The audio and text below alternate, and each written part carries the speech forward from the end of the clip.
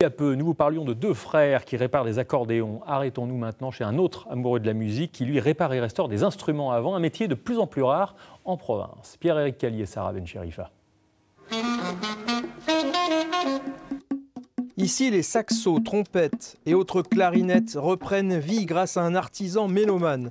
Joueur de trompette à l'origine, ce 100% mayennais a trouvé sa voie dans la réparation d'instruments à vent.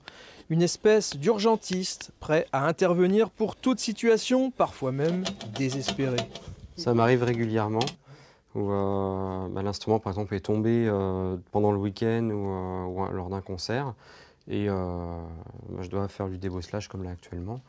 Guillaume a étudié au Mans avant de s'installer chez lui à Château-Gontier, une aubaine pour les musiciens, amateurs ou professionnels locaux, à l'image d'un trompettiste de jazz réputé.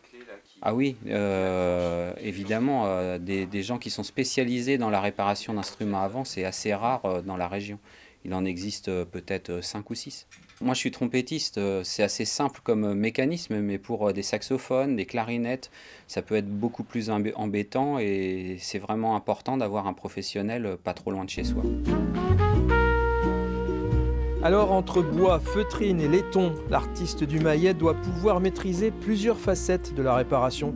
Mais l'ennemi numéro 1 de ce type d'instrument reste l'étanchéité.